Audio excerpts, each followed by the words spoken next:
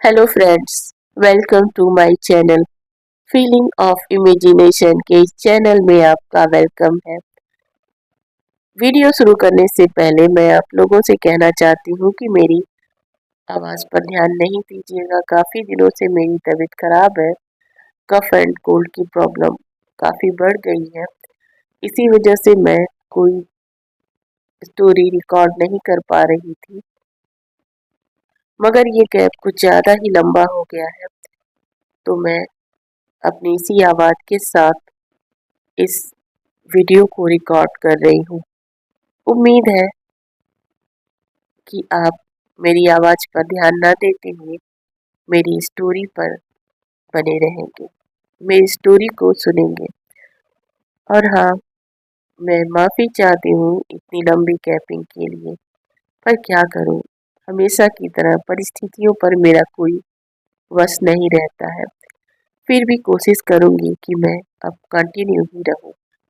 तो चलिए अब हम अपनी स्टोरी पर वापस आते हैं। इस वीडियो में मैं क्रेविंग फॉर लव का लास्ट पार्ट शेयर कर रही हूँ। उम्मीद है यह पार्ट आपको पसंद आएगी। अगर पसंद आए तो प्लीज़ इसे लाइक करिएगा, शेयर करिएगा और अपने कमेंट देना मत भूलिएगा। साथ ही साथ मेरे वीडियो को सब्सक्राइब और हाइप करना भी मत भूलिएगा। फ्रेंड्स मेरे व्यू कम आते हैं।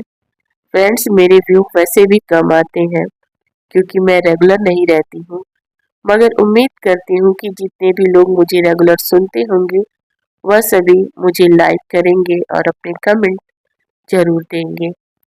चलिए अब हम स्टोरी को शुरू करते हैं। पिछला पार्ट हमारा खत्म हुआ था जहाँ पर वेंचिंग नींद में आशियान आशियान चिल्लाने लगती है, जिसे सुनकर वेंसी डर जाती है और वह डर के वांजे के रूम की तरफ दौड़ लगा देती है। उसकी सुर सुनकर सिचैन भी उठ जाते हैं। वेंसी वांगजी को बताती है कि उसकी मॉम चिल्ला रही है। वेंसी की आवाज सुनकर वांगजी दौड़ते हुए उसके पास आया। क्या हुआ बेटा, क्या हुआ? वेंसी ने कहा, मॉम मॉम चिल्ला रही है अंकल, बहुत चिल्ला रही है। इतना कहने के साथ ही वह वेंचिंग के रूम की तरफ पीछे दौड़ गई। वांगजी उसके पीछे पीछे। वांगजी और वेंसी को इस तरीके से दौड़ता हुआ देखकर सिचैन भी उसके पीछे दौड़ पड़ते हैं और जैसे ही वेंचिंग के रूम के सामने पहुंचते हैं उन्हें पूरी सिचुएशन समझ में आ गई थी।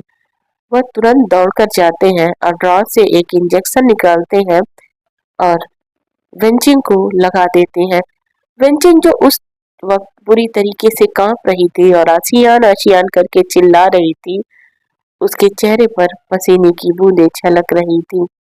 सिचैन ने उसके पसीने को साफ करते हुए कहा, रिलैक्स रिलैक्स वेंचिंग, सब ठीक है, सब ठीक है। इतना कहकर वह उसकी आंखें बंद कर देते हैं और फिर से बिस्तर पर लिटा देते हैं। उसके सर में हल्की हल्की मालिश करने लगते हैं। तब तक वेंचिंग को नींद आ जाती है और वह सो जाती है।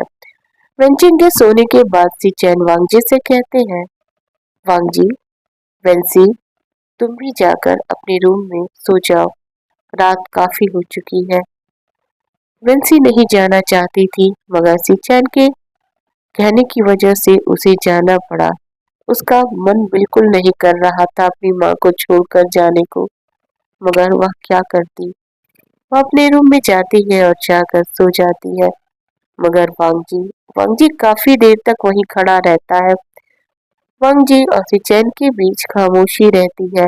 वांगजी उस खामोशी को तोड़ते हुए कहता है, काका, ये आशियान कौन है? सिचैन ने कहा, मैं भी नहीं जानता हूँ वांगजी, मगर मैं इतना जानता हूँ कि आसियान वेंचिंग का कोई बहुत करीबी पर्सन है। तो आप कैसे नहीं जानते हैं? सिचैन ने कहा, सच में मैं नहीं जानता हूँ। मैं इतना कह सकता हूँ कि वह कोई वेंचिंग का रिलेटिव नहीं है। गगा, एक बात पूछूं? वांगजी ने कहा। सिचैन ने कहा, हाँ पूछो। वांगजी ने कहा, आपने वेंचिंग सावजी से मैरिज कैसे की?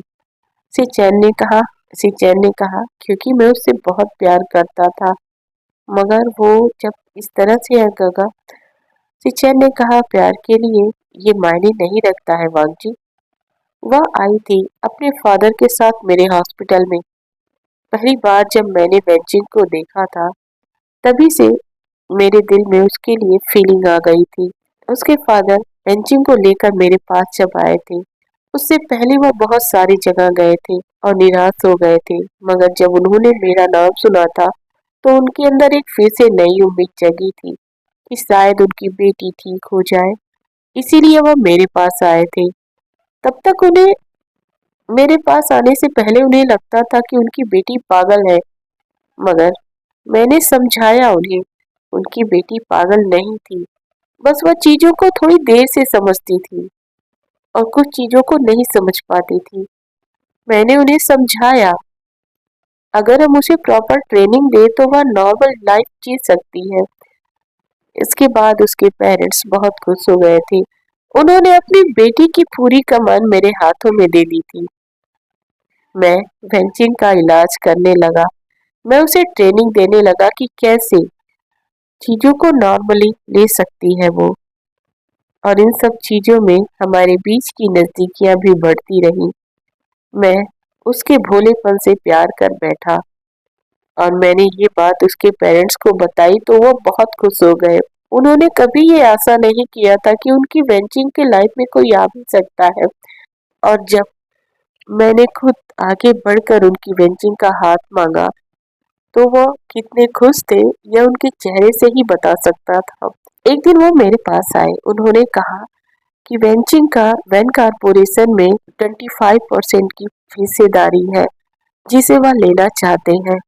मैंने उनसे कह दिया था कि लांस के पास वैसे भी पैसों की कोई कमी नहीं है, तो फिर वो ऐसा नहीं करे तो भी कोई बात नहीं, मगर वो अपनी बेटी के लिए करना चाहते थे। मैंने कहा ठीक है, अगर वो ये करना चाहते हैं तो कर सकते हैं। इसके बाद मैं ट्रेनिंग के लिए फॉरेन चला गया और 2 साल तक वहीं रहा। उन 2 सालों के बीच मुझे बस यही खबर मिलती कि वेंचिंग ठीक है।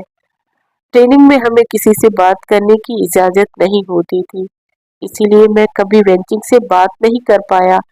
और जब ट्रेनिंग के बाद मैं यहाँ वापस आया, तो मुझे पता चला वेंचिंग की पूरी फैमिली एक आग में जलकर खत्म हो गई है। वो आग उसके मेंशन में ही लगा था। बाद में मैं वेनरोहान के पास गया और इस बारे में जानकारी लेने की कोशिश की, मगर वेनरोहान के अंदर से मुझे कुछ अलग सी वाइब्स आने लगी। पता नहीं क्यों मेरा दिल रह रह के कह रहा था कि यह हादसा नहीं है, इसे हादसा बनाया गया है। मैंने इन्वेस्टिगेशन चालू करवा दी थी अपने तरीके से और फाइनली मेरा शक सही निकला। वेनरोहान ने ही वेंचिंग की फैमिली को मारने की प्लानिंग की थी और उसे एक हादसे का रूप दे दिया गया। फिर क्या था, मेरा गुस्सा मेरे कंट्रोल में नहीं रहा और मैंने पूरे वैन कारपोरेशन को तबाह कर दिया। तब भी मुझे शांति नहीं मिली थी वांग जी। मैं दर बदर भटक रहा था अपनी वेंचिंग की याद में। एक रात ऐसे ही मैं एक सुनसान सड़क पर था। तेज बारिश हो रही थी और मैं अपनी कार से बाहर निकलकर बस उस बारिश में खड़ा था, वेंचिंग को याद करता हुआ कि एक लड़की दौड़ती हुई आई और मुझे पीछे से पकड़कर कसकर गले से लगा लिया और कहा, हेल्प मी, वो मेरे आसियान को मार डालेंगे। मैंने उसकी आवाज सुनी तो चौंक गया और उसे सामने से देखा तो वो मेरी वेंचिंग थी। मगर वेंचिंग उस वक्त होश में नहीं थी, वह बेहोश हो चुकी थी। मैं डर गया था। मैं अब दोबारा वेंचिंग को खोना नहीं चाहता था। मैं उसे लेकर हॉस्पिटल में गया। हॉस्पिटल में उसका इलाज हुआ तो पता चला किसी सदमे की वजह से वह बेहोश हो गई है।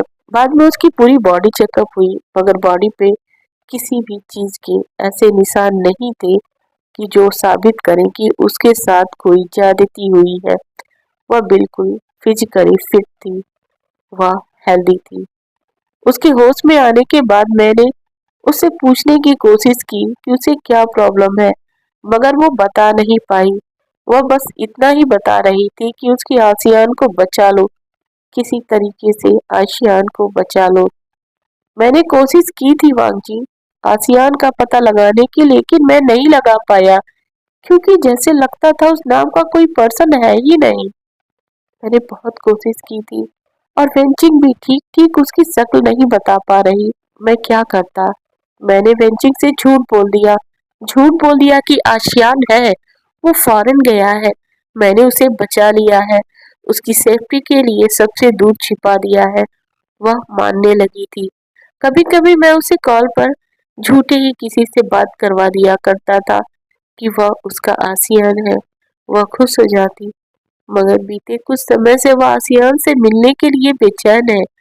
वह बार बार आसियान को मिलना चाहती है। मैं उसे गोसू लेकर आया ताकि उसका दिल दिमाग थोड़ा शांत हो सके। मैं समझ नहीं पा रहा हूँ मैं आसियान को कहाँ से ढूंढूं। वांगजी ने कहा, गगा अब चिंता मत करिए, हम मिलकर उसे ढूंढेंगे। सिचेन ने कहा, मेरी सारी आस खत्म हो चुकी है वांगजी। वांगजी ने कहा, गगा ऐसी हिम्मत नहीं हारते हैं, और आप तो बिल्कुल नहीं हार सकते हैं। आप माफिया किंग हैं, आपको पता है ना। सिचेन ने कहा, तुम भी ना, तुम हमेशा से मेरी स्ट्रेंथ रहे हो। वांगजी ने कहा, और आप मेरी। यह कहकर दोनों भाई हंसने लगते हैं। सिचेन ने कहा, ठीक है वांगजी, अब तुम भी जाओ रेस्ट करो। वांगजी ने कहा, गुड नाइट गगा, मैं चलता हूँ। इतना कहकर वह रूम से बाहर जाने ही वाले थे कि अचानक से सिचेन ने बुलाया। कहा, वांगजी रुको, मुझे तुमसे एक बात पूछनी है। वांगजी अपनी जगह पर रुक गया। सिचेन ने कहा, वांगजी तुमने बताया नहीं वो पर्सन कौन है जिसने तुम्हारी आंखों में आंसू लाने की हिम्मत की है। वांगजी ने कहा, गगा अगर मैं बता दूंगा तो क्या आप उसे छोड़ देंगे? सिचेन ने कहा, नहीं, बिल्कुल नहीं। वांगजी ने कहा, इसीलिए तो मैं बताना नहीं चाहता हूँ, क्योंकि मैं उससे बहुत प्यार करता हूँ। मैं उसे तकलीफ में नहीं देख सकता।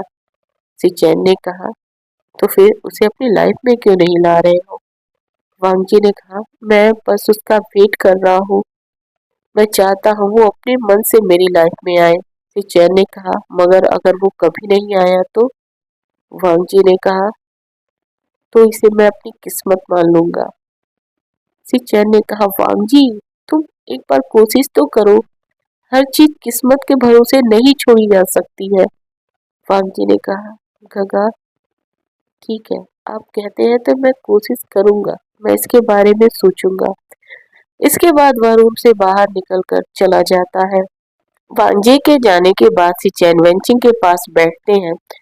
सिचेन ने वेंचिंग का हाथ पकड़ते हुए कहा, वेंचिंग काश कि तुम मुझे बता पाती यह आशियान कौन है, तो मैं आसियान को कहीं से भी ढूंढ कर निकालता तुम्हारे लिए। प्लीज प्लीज वेंचिंग मेरी हेल्प करो। इसके बाद वह वेंचिंग का हाथ पकड़कर वहीं सो जाते हैं। सुबह होती है, सभी के चेहरे पर रात की टेंशन बरकरार थी, मगर ये बात सभी एक दूसरे से छिपाने में लगे हुए थे। सभी वेंचिंग को किसी तरीके से खुश करने की कोशिश कर रहे थे, क्योंकि रात की वजह से वेंचिंग भी डिस्टर्ब थी। वो नहीं चाहते थे वेंचिंग फिर उसी तरीके से परेशान हो, मगर वेंचिंग उदास थी। तभी वेंसी ने कहा, डैड क्या हम एम्यूजमेंट पार्क चले? वहाँ बहुत मजा आएगा। एक बार अंकल के साथ मैं गई थी। मॉम और मुझे लेकर साथ में चलेंगे? मॉम भी बहुत खुश हो जाएंगी डैड। यह बात उसने थोड़ी डरते हुए कही थी, क्योंकि वह जानती थी उसकी मॉम को कहीं भी बाहर लेकर जाया नहीं जाता है। वंजी ने भी वैसे ही बात को समझते हुए कहा, गगा चलिए हम लेकर चलते, हम सब साथ में रहेंगे तो हम इन्हें प्रोटेक्ट कर पाएंगे। सिचेन ने कहा, ठीक है, मैं तैयार हूँ। इसके बाद वांगजी, सिचेन, पेंसी और वेंचिंग घूमने की प्लानिंग करने लगते हैं। उनके पीछे पीछे 4 और भी कारें चल रही थी, मगर थोड़ी दूरी बनाते हुए, क्यों वांगजी अपनी कार में वेंसी के साथ था और दूसरी कार में सिचेन वेंचिंग के साथ। पूरे दिन वह शहर में घूमते रहते हैं, एम्यूजमेंट पार्क जाते हैं, वहां से शॉपिंग मॉल जाकर शॉपिंग करते हैं, फिर रेस्टोरेंट में खाना खाते हैं और फिर अंत में अपने मेंशन के लिए निकल पड़ते हैं। उनके गार्ड्स भी कुछ दूरी पर उनके साथ ही चल रहे थे। तभी रास्ते में वेंसी को एक आइसक्रीम पार्लर नजर आती है। वेंसी एक्साइटेड होकर कहती है, अंकल मुझे आइसक्रीम खानी है। कार रोकिए अंकल। वांगजी ने घूर कर वेंसी की तरफ देखा, मगर वेंसी ने अपनी रोरी सूरत बना ली थी। वांगजी को आखिरकार मानना ही पड़ा। उसने अपनी कार को उस शॉप के पास ही रोक दी। वह शॉप छोटी थी, मगर बहुत खूबसूरती के साथ बनी हुई थी कि कोई भी बच्चा उसके पास जाकर अट्रैक्ट हो जाता। वह ओपन शॉप थी। वांगजी की कार रुकते ही सिचेन की कार भी रुक गई। सिचेन की कार के साथ उनके गार्ड्स की भी कार रुक गई। सिचेन देखते हैं कि वांगजी वेंसी का हाथ पकड़कर शॉप में जा रहा है, तो वो भी समझ जाते हैं कि वेंसी ने ही जिद की होगी। ये सारी उसी की करामात है। वेंचिंग भी जिद करने लगती है बाहर निकलने के लिए, क्योंकि ओपन शॉप थी। उसका भी मन वेंसी के साथ जाने को कर रहा था। वेंचिंग ने देख लिया था कि वहाँ लोग आइसक्रीम खा रहे हैं। वह भी चिल्ला पड़ती है, मैं भी जाऊंगी। सीचैन ने कहा, ठीक है चलते हैं। सीचैन वेंचिंग को लेकर बाहर आ गए थे। तब तक वांगजी ने आइसक्रीम का ऑर्डर दे दिया था। अब तो जब वेंसी ने देखा कि उसकी मॉम भी बाहर आ गई है, तो वह और भी खुश हो जाती है। वह दौड़कर अपने मॉम के पास आ जाती है। मॉम आप भी खाओगे? वेंची ने कहा, हाँ मैं भी खाऊंगी। वांगजी वहां पर आके बोलते हैं, भाई आप क्यों आ गए? मैं तो लेकर आने ही वाला था ना। सिचेन ने कहा, कोई बात, आज हम यहीं बैठकर खाएंगे, यहीं ओपन एरिया में पार्टी करेंगे। क्यों वेंची? वेंची खुश होकर ताली बजाने लगती है। वेंसी भी कहती है, मैं यहीं खाऊंगी, पर यहाँ ऐसे खाना सेफ नहीं होगा भाई, वांगजी कहता है। सिचेन बोलते हैं, डरो मत वांगजी, जब हमारी बेबी को आइसक्रीम खानी है तो हम सभी खाते हैं मिलकर। सभी बैठ जाते हैं वांगजी को छोड़कर। सभी आइसक्रीम खाते हैं, मगर वांगजी अपनी कॉफी एंजॉय कर रहा था। और इधर वेंचिंग और वेंसी में होड़ लगी हुई थी कि कौन आइसक्रीम जल्दी खाएगा। मगर तभी अचानक वेंचिंग अपनी जगह से खड़ी हो जाती है और सड़क के दूसरी तरफ दूसरे साइड में दौड़ने लगती है। यह देखकर तो सिचैन के होश ही उड़ जाते हैं। वह पीछे पीछे दौड़ते हैं। वांगजी को भी समझ नहीं आया क्या हुआ, मगर वह भी सिचैन के पीछे दौड़ पड़ते हैं वेंसी का हाथ पकड़कर। उस सड़क पर कुछ कारें आ जा रही थी, मगर वेंचिंग बगैर कुछ सोचे समझे दौड़े जा रही थी और सिचैन भी उसके पीछे घबराते हुए दौड़ रहे थे। उन्हें लग रहा था शायद आज वह वेंचिंग को खो ही देंगे, पर अचानक से ही उनके पैर सड़क के किनारे जम गए। उनके हाथ की मुठ्ठियां टाइट हो गईं और आंखें अंगारों जैसी लाल हो गईं जब वेंचिंग किसी अनजान शख्स से जाकर लिपट गई।